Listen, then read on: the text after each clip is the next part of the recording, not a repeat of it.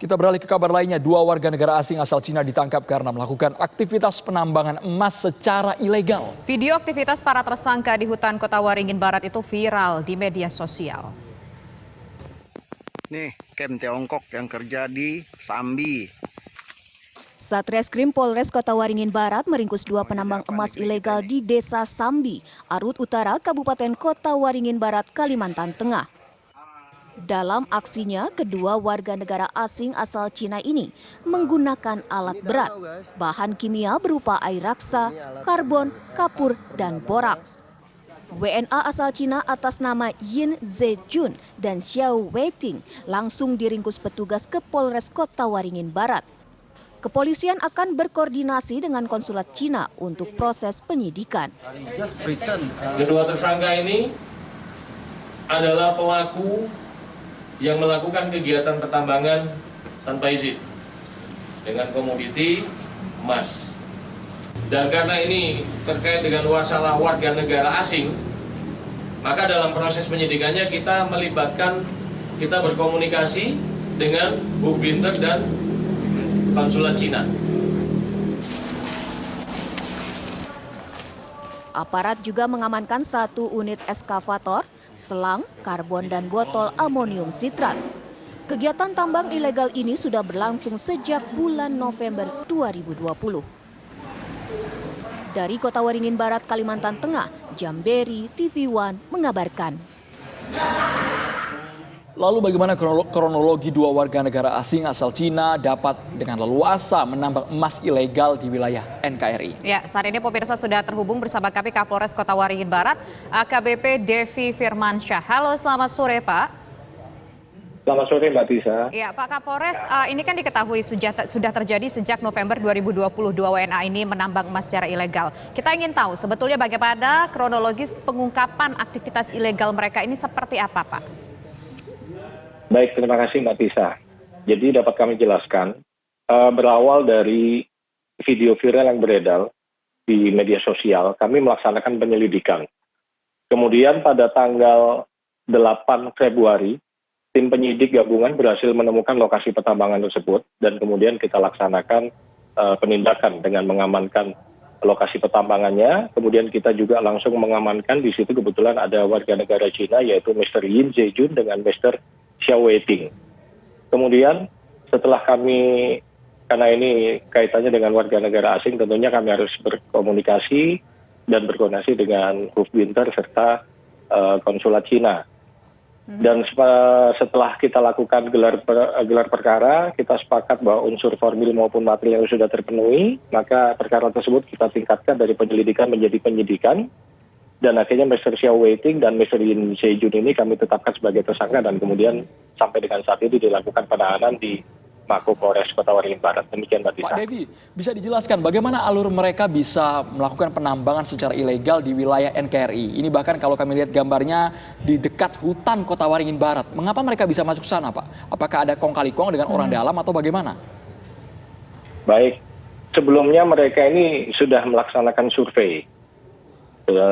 Kemudian setelah melaksanakan survei itu, mereka kemudian melakukan aktivitas pertambangan tersebut dengan dibantu oleh beberapa orang Indonesia juga, orang lokal yang saat ini sudah kita lakukan pemeriksaan.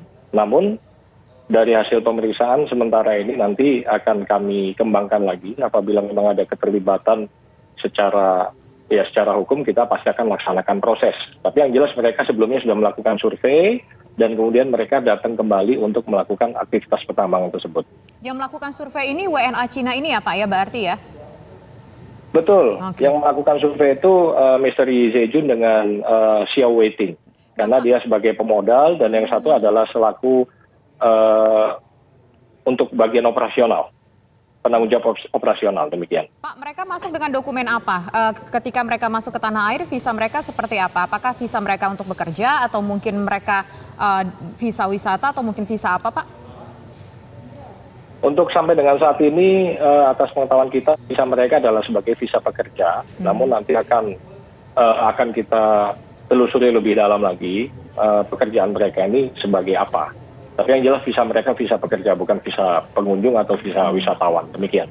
Pak Devi, kalau lihat peralatannya ada alat berat, ekskavator, bahkan alat-alat kimia yang mereka dapatkan ini sepertinya, Pak Devi, kalau dari penelusuran pihak kepolisian, apakah memang mereka sudah terorganisir secara baik, mendapatkan area, lahannya sudah ada, dan mereka tinggal eksekusi di sana?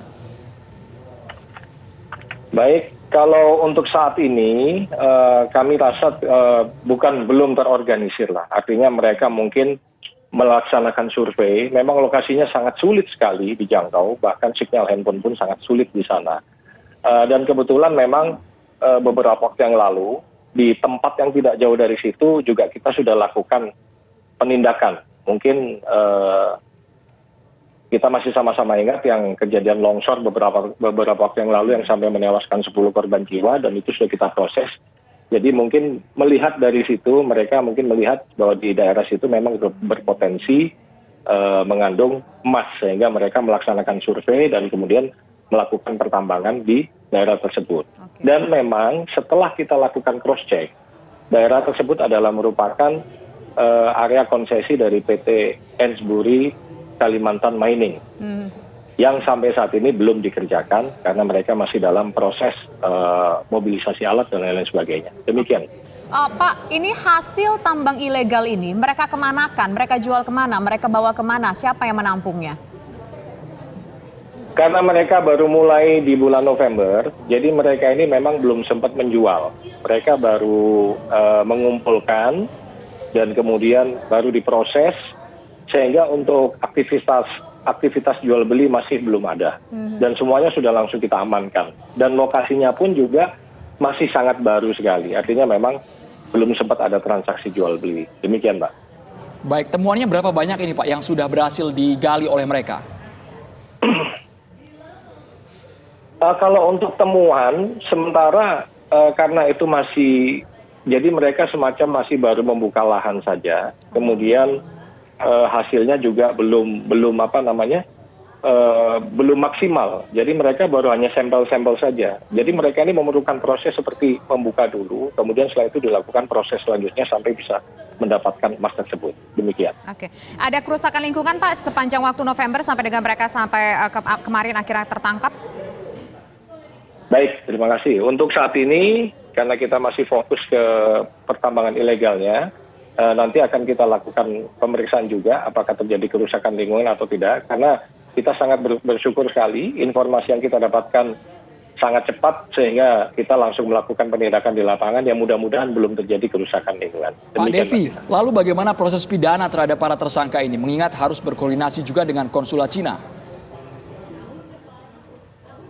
Untuk proses pidana tetap kita laksanakan. Kita juga sudah berkomunikasi dengan konsulat Cina. Pada prinsipnya pihak konsulat Cina mempersilahkan kepolisian Republik Indonesia untuk melakukan proses secara profesional dan proporsional.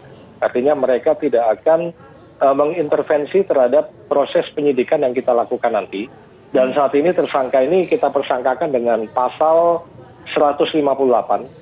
Junto pasal 35 Undang-Undang RI nomor 03 tahun 2020 tentang perubahan atas Undang-Undang RI nomor 4 tahun 2009 tentang pertambangan mineral dan batu bara, di mana setiap orang yang melakukan penambangan tanpa izin diancam dengan hukuman pidana 5 tahun penjara dan denda paling banyak adalah 100 miliar rupiah. Demikian. Baik, terima kasih AKBP Devi Firmansyah selaku Kapolres Kota Waringin Barat atas waktunya bersama kami di program Kabar Petang. Selamat sore. Terima kasih, Mbak Tisa. Selamat sore.